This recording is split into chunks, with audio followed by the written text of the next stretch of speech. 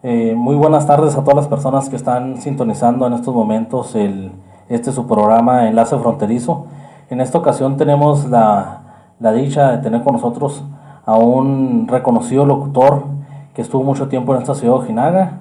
Señor, que se presente con el auditorio y nos platique un poquito de su experiencia como locutor. Claro que sí, gracias por la presentación.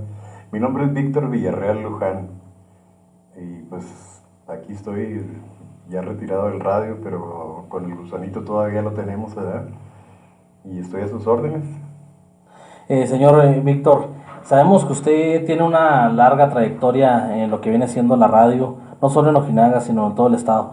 ¿Nos pudiera comentar un poquito cómo estuvo que le nació esta pasión por este bonito arte de la radio? Exactamente, sí, muy bonito, ¿no? Y eso fue algo que no estaba previsto ni tampoco, pues no, nunca me pasó por la mente estar en un micrófono, frente a un micrófono. Y fue por accidente más bien que llegué yo a la radio en unas vacaciones que fui a Delicias a visitar a un hermano que era locutor. Y él me empezó a invitar a que entrara a cabina y todo eso, y ahí empecé. Esto fue ya en el año de 1965. Desde entonces. Entonces, en esa ocasión inició en la radio en lo que viene siendo la ciudad de Delicias. Delicias XAHM se llama la estación de radio de Delicias. ¿Cuántas estaciones más o menos le tocó pisar en este bonito arte de la locución?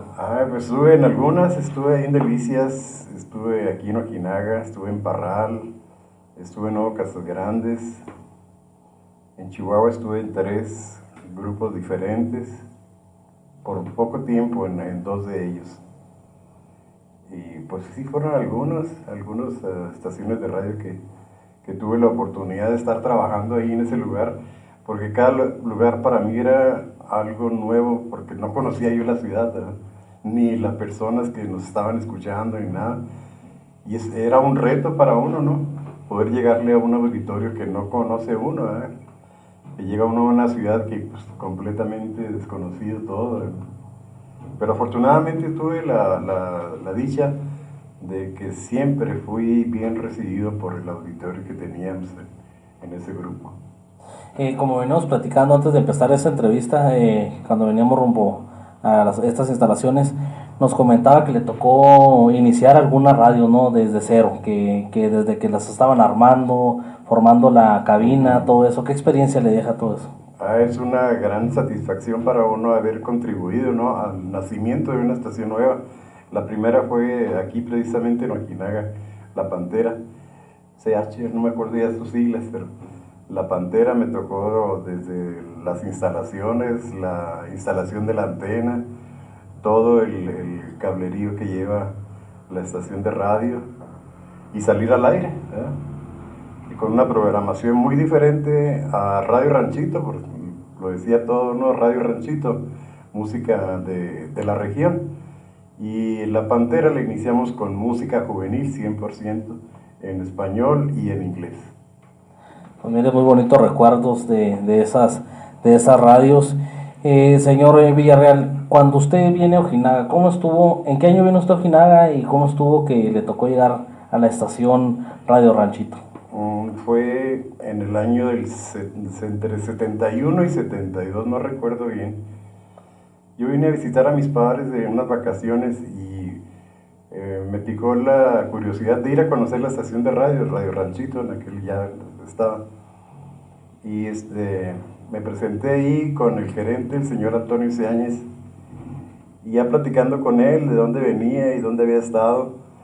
Y como él era de Parral, es de Parral, mejor dicho, el señor Seáñez es de Parral, y yo venía de allá desde la televisora de Parral, pues se emocionó mucho y invitó a que le hiciera unas grabaciones, se las hice, le gustó y pues casi me decía, quédese, quédese, quédese, quédese, y pues sí me quedé aquí buen rato, ¿verdad?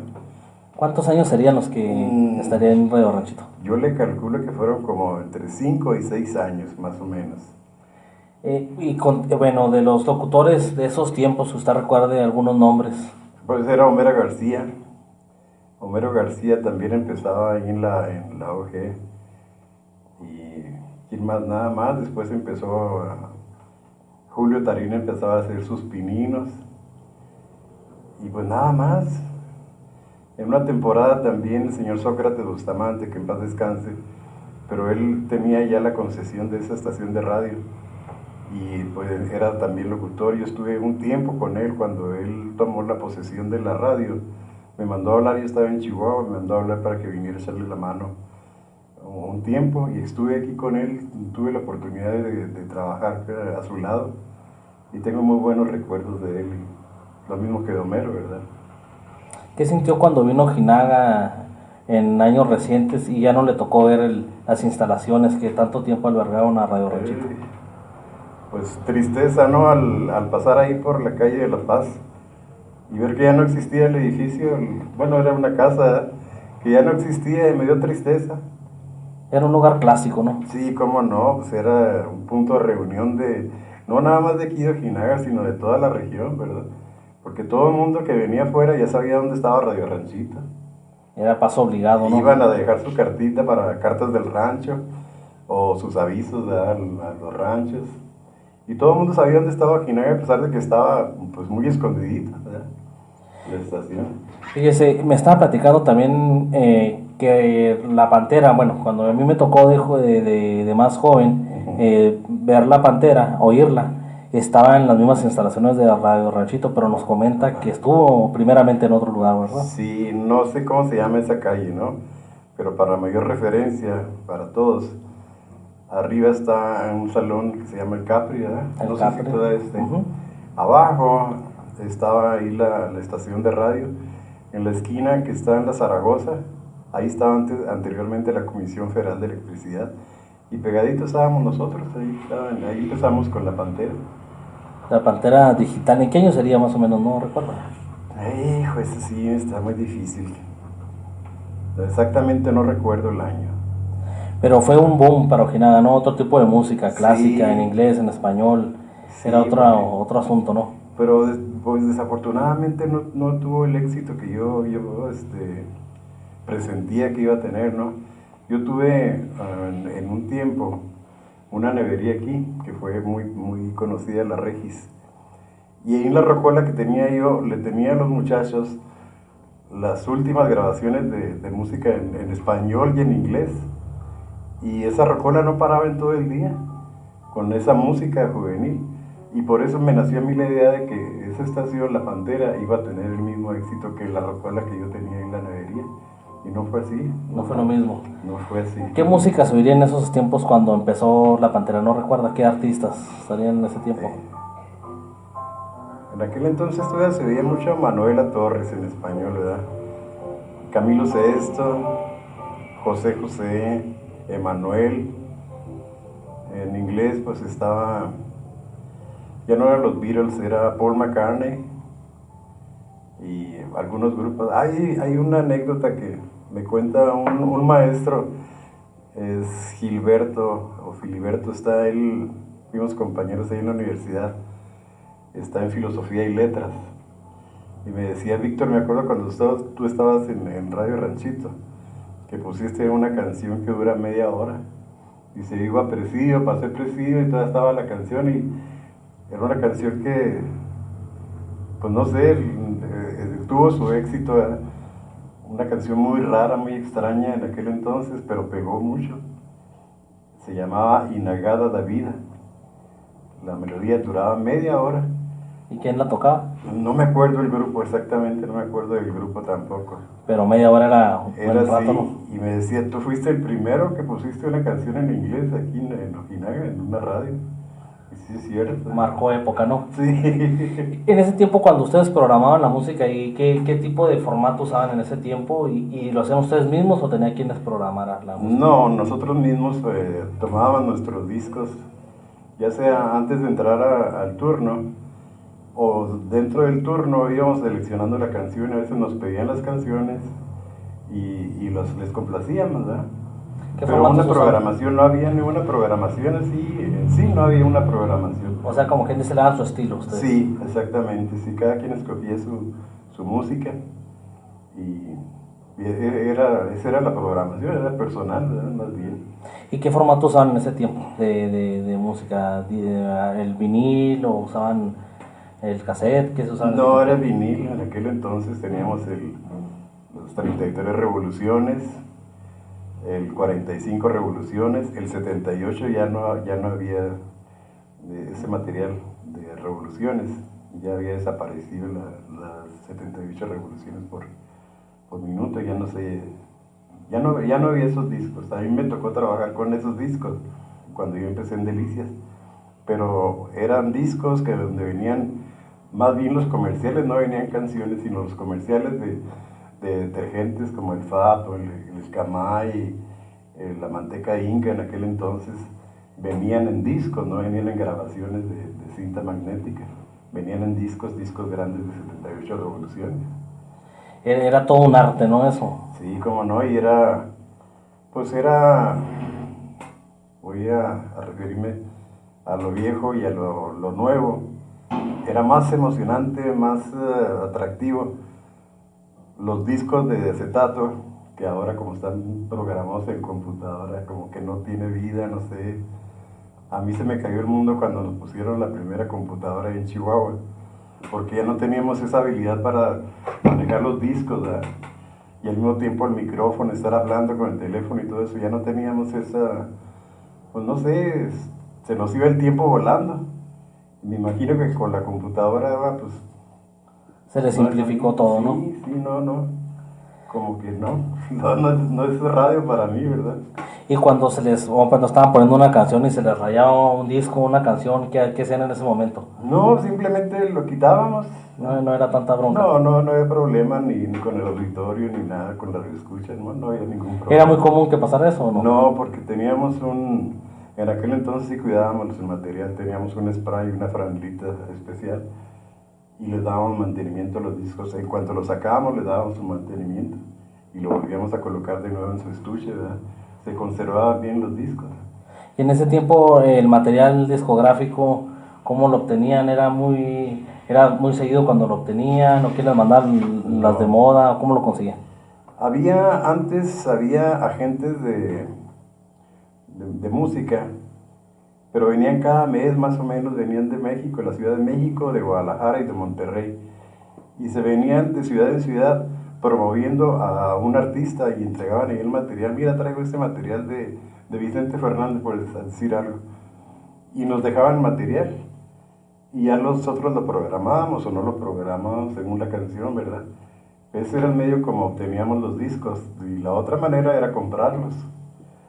Cuando yo estuve en El Lobo y en Chihuahua, íbamos hasta El Paso a comprarlos, porque era una estación que se caracterizó por eso, ¿no? Tener los últimos lugares del Hit Parade, no nada más a nivel estatal aquí en Chihuahua, sino a nivel internacional. Fue la única estación, entonces sí íbamos hasta allá a traer los discos. Llegaba el promotor de discos y me decía, mira Víctor, traigo este disco por decir algo, John Lennon. Pues ¿cuál es? Pues es esta canción. No, esa canción ya salió el Hit Parade, me decían. O sea, llegaba tarde ya después el promotor. O sea, el programa lo que estuviera pegando en el Sí, momento. nosotros nos guiábamos por una revista que salía cada semana allá en Estados Unidos con las 100 mejores canciones del Hit Parade. En inglés, en música country, en música soul, y todo, venía ahí, los 100 primeros lugares.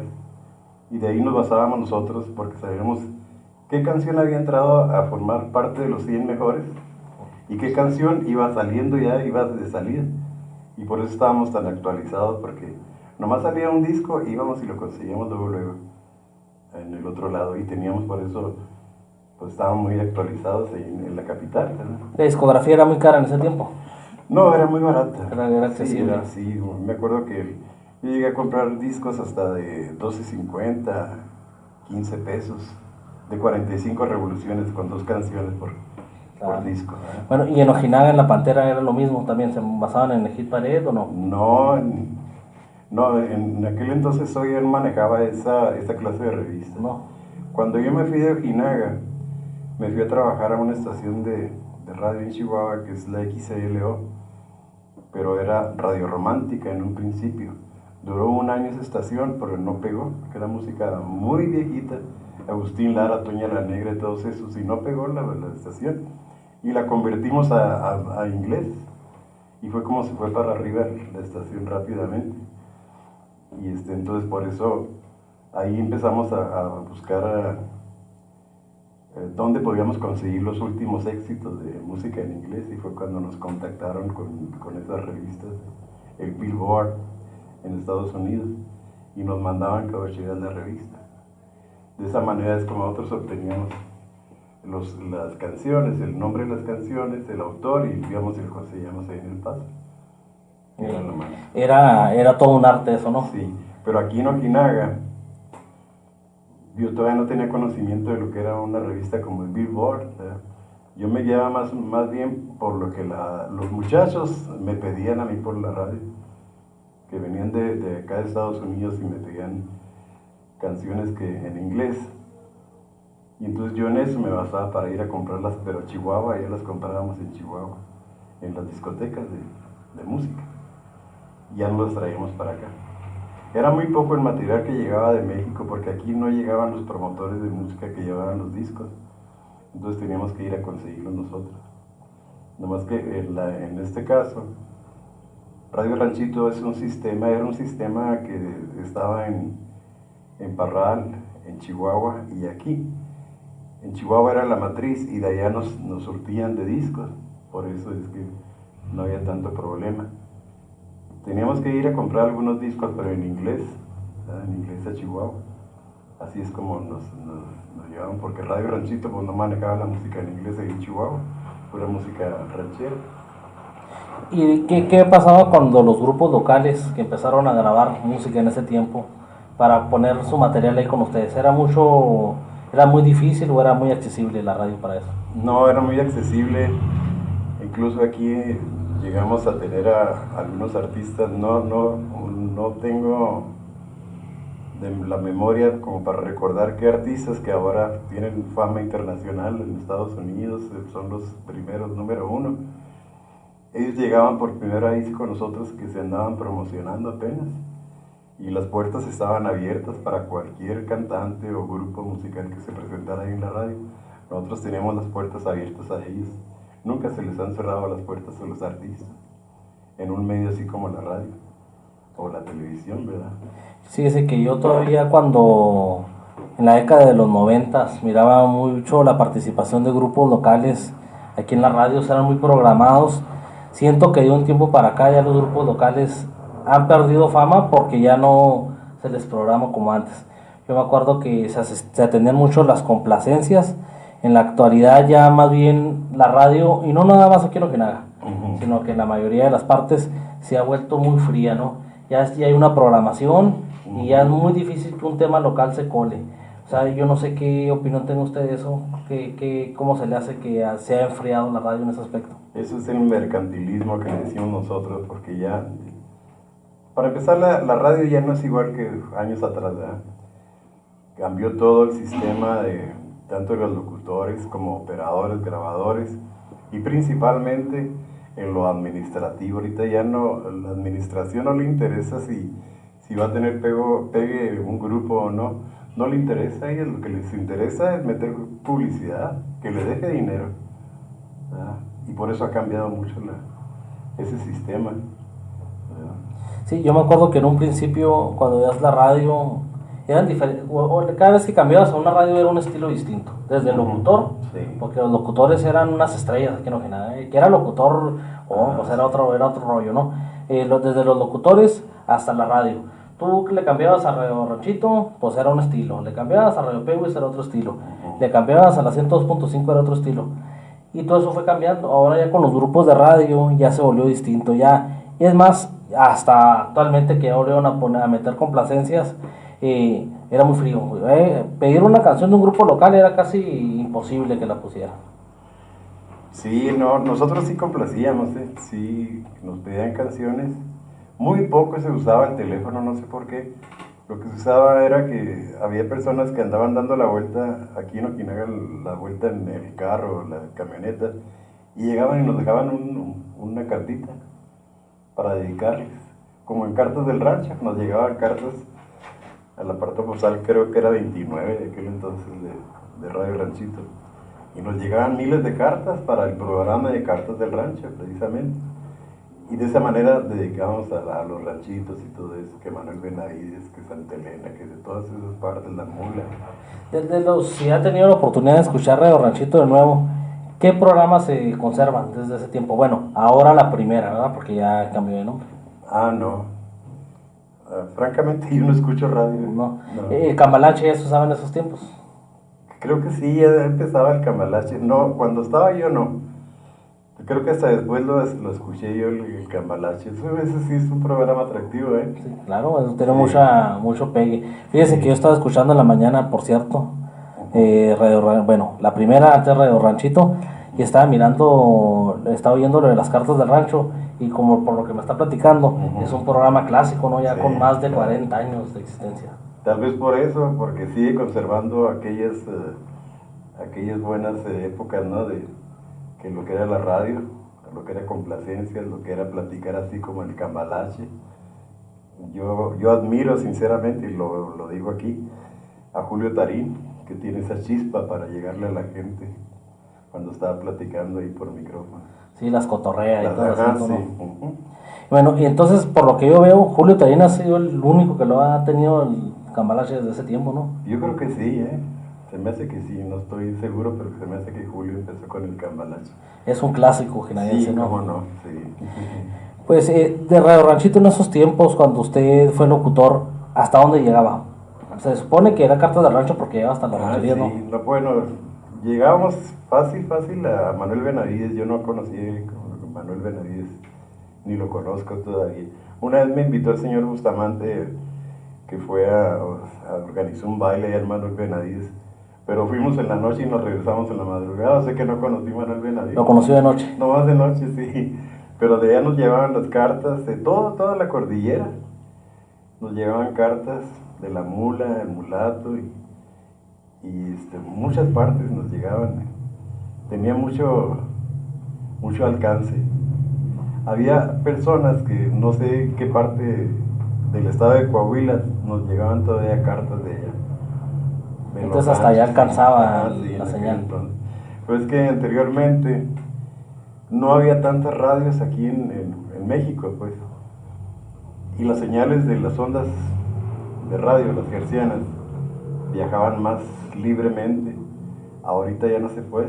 Tener más alcance. Porque sí hay muchas, hasta repetidoras y todo eso, que chocan las ondas y todo eso y no dejan llegar hasta donde realmente deberían de llegar. ¿Qué siente que ha cambiado en la radio desde que usted empezó a la fecha? Pues el estilo, eso es lo principal, lo que a mí me puede. El estilo de los locutores, la manera de llevar los programas. Ya no hay respeto para la audiencia. No sé, antes éramos más respetuosos con las llamadas que recibíamos. Y ahora veo, bueno, no aquí, pero en Chihuahua sí, veo que ya no hay respeto para la persona que habla para complacer o para saludar a alguien, sino que muchas veces las toman como cosa para burlarse de ellos, no sé, ahí en Chihuahua, ¿no? Y creo que la ley de radio y televisión lo prohíbe esto, ¿no? Lo prohibía anteriormente, hasta que hubo un cambio, cuando ya no era necesario ir a sacar licencia a México. Cambió mucho completamente el radio, porque ya cualquier persona, teniendo secundaria, podía obtener su licencia de locutor. Y para eso pues se necesita mucha práctica, muchas horas para practicar, para saber modular la voz, para saber a quién va a entrevistar uno, qué preguntas hacerles. Ahora ya no se usa eso. ¿No? Ahí se va, vas a entrevistar a tal parte y a esta persona. Está bueno, no saben ni quién es la persona, ¿verdad? Pero van a no saben ni qué preguntarles, ¿no? Si no se preocupan por ver a ver quién es esta persona que ha hecho y nada. Y anteriormente sí lo hacíamos. ¿En qué año obtuvo usted su licencia de locutor? Francamente, yo nunca tuve licencia de locutor. No. Duré más de 50 años trabajando en la radio y nunca me molestaron. Incluso yo platiqué con muchos sinodales que venían de México y ellos me decían: Víctor, es que hay locutores que no tienen licencia y hay licencias que no tienen locutor. Muy bien dicho, ¿no? Sí, sí, los sinodales, y nunca se metieron conmigo. Fíjese que algo que hay que resaltar, que los locutores viejos, los locutores de antaño, uno identifica luego quién es locutor. Luego, cuando lo oyes hablar, te da la sensación, y hay muchos locutor no joven que está frente a una radio, que está frente a un micrófono, y la verdad no tienen voz para eso, ¿no? No, les falta mucho, pobres, ¿verdad? Porque, pues no, para empezar, no tiene nada de modulación. Aparte de trabajar en radio, ¿en qué otros medios le tocó trabajar a usted? Pues nada más en radio. En televisión nunca le tocó incursionar. Nada más en Parral, estuve un año en Parral en una televisora local, ahí Canal 3. Era de Televisa, pero era local más bien. Ahí trabajaba yo, pasaba un noticiero en la noche, pero aparte de eso yo era el censor de las películas que nos llegaban, porque antes sí había censor para las películas de televisión. Nos llegaba una película y yo tenía que ver toda la película e ir marcando donde había que salir un corte, porque no era conveniente que se vieran en la pantalla y que entrara a las familias, ¿verdad? Y habiendo niños y todo eso. Ese era un censor, y a mí me tocó estar haciendo la censura de las películas que se proyectaban en esa televisora. Era un trabajo muy interesante. Sí, nada que ver con lo de ahora, ¿no? Que no hay ningún tipo de censura. No. ¿Cuándo fue la última vez que trabajó usted en radio? ¿En qué año sería? ¿Y en qué radio? Pues la última parte que estuve yo fue aquí en Radio Universidad, ya cuando yo me retiré de lo comercial. Ya anteriormente, estando en lo comercial, había estado en Radio Universidad. Radio Universidad había cerrado sus micrófonos durante un tiempo, lo cerró. Cuando lo volvieron a reabrir, me hablaron para participar en la programación de Radio Universidad. Y estaba trabajando yo en una estación comercial, pedí permiso y organizamos todo ahí en Radio Universidad y regresé a mi empleo. Ya con el tiempo volví otra vez a Radio Universidad, pero ya me había retirado yo del radio. Ya iba más bien como para preparar a los futuros locutores o presentadores o animadores. Eso es lo que yo hacía en Radio Universidad. Venían alumnos de filosofía y letras, de periodismo y todo eso, para que empezaran a ver ahí lo que es las nociones del radio, ¿verdad? De la comunicación y todo eso. Y ahí fue la última vez que yo estuve en radio, en Radio Universidad. ¿No se acuerda qué año sería más o menos? Hace como 3 años, ¿qué sería? 2005, por ahí, más o menos. 2004, sí. Digo, sí, perdón, sí. ¿En la actualidad ya se encuentra usted retirado, oficialmente, o no?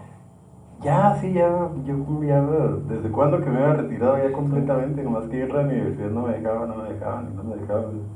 hasta que ya de plano me vine aquí de puro accidente también con un hijo que puso un restaurancito que me invitó mi hijo a que viniera a hacerme cargo de él, tronó el restaurante y ya me quedé aquí, ya me retiré de la radio y ya no estaba en Radio Universidad.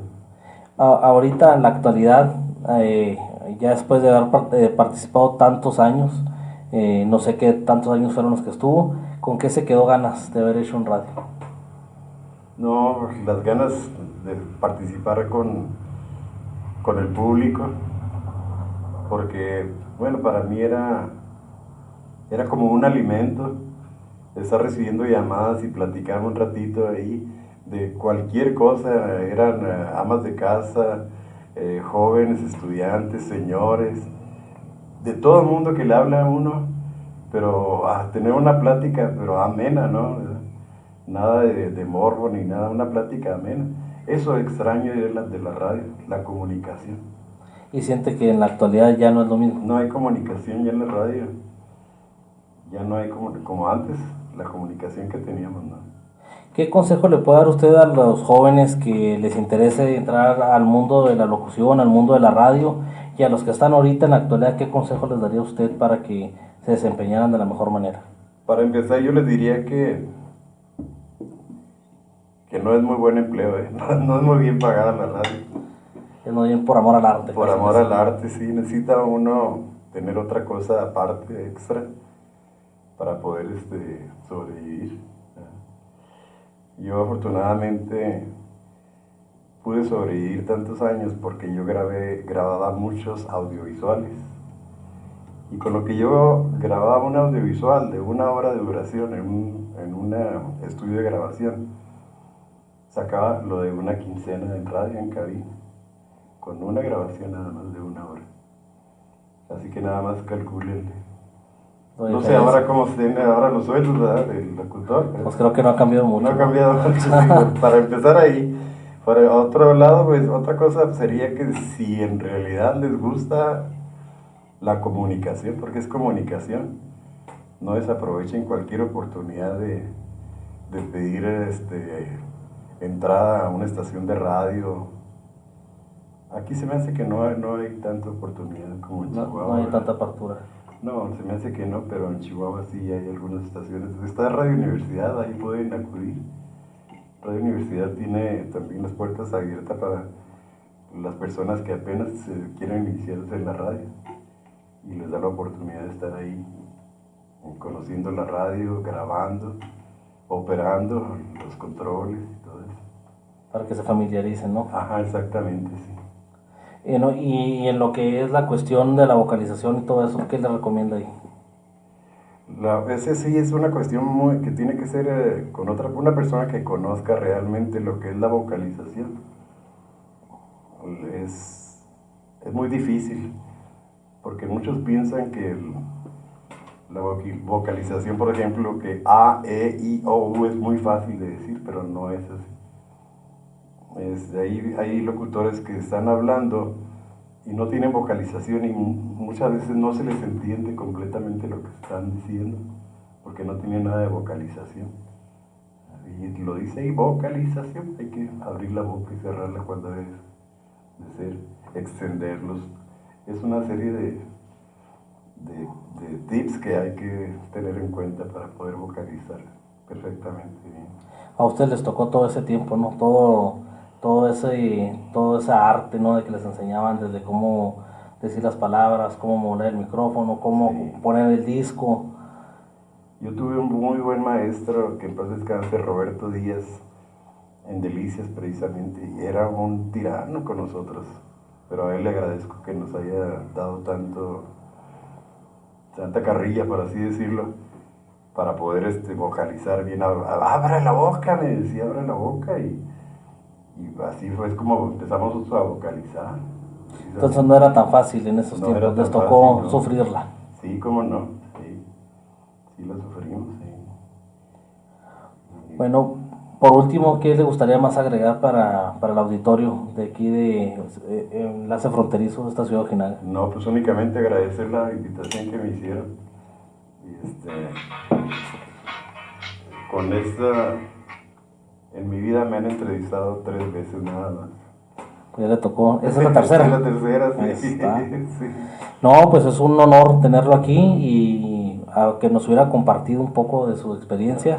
La primera vez que vi al señor yo fue hace como 3 años, y desde que lo vi supe que ¿Sí? tenía voz de locutor.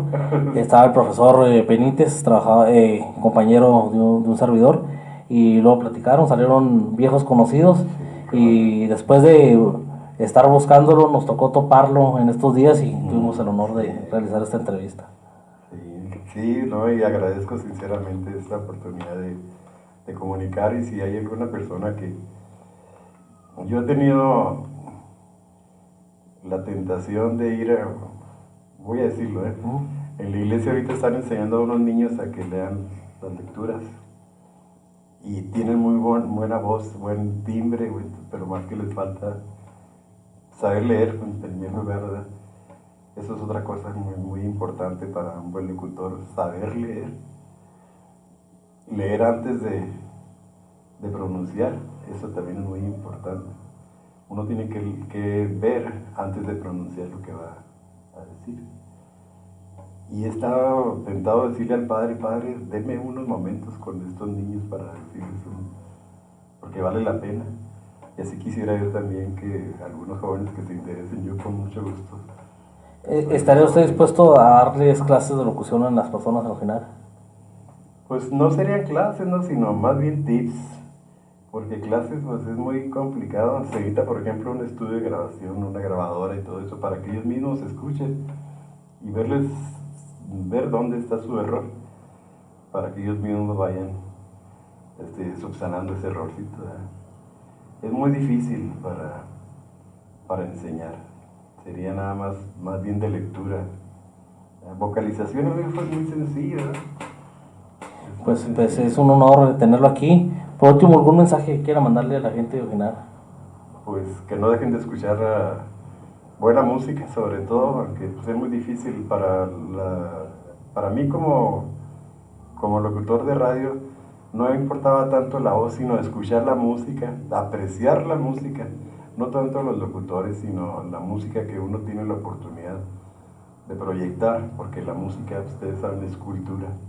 Y muchas veces, pues, hay unas grabaciones que no vale la pena ni escucharlas, ¿verdad? Pero la buena música, esa sí vale la pena escucharla. Si se les interesa a cualquier persona que quieran llegar a ser locutores de radio, empiecen por la música, empiecen a ver. Cada vocalista tiene algo que enseñarle a un locutor para hablar. Ellos cantan, pero ¿cómo cantan? Si se fijan, hay unas personas que marcan muy bien cantando, marcan muy bien la palabra y uno la escucha con agrado. Y ese es un dato muy importante, porque con la música te va uno entrando en gusto por hablar, por anunciar precisamente a los artistas y todo eso. Pues no me canso de repetir, un honor tener aquí a tan destacado locutor y agradecerle a las gentes que están sintonizando lo que viene siendo Enlace Fronterizo. Y hoy nos tocó tener un destacado locutor y traeremos ese tipo de personas destacadas a Ojinaga al programa para que lo proyecten y pues agradecerle. No, gracias, al contrario. Gracias. Muchas gracias.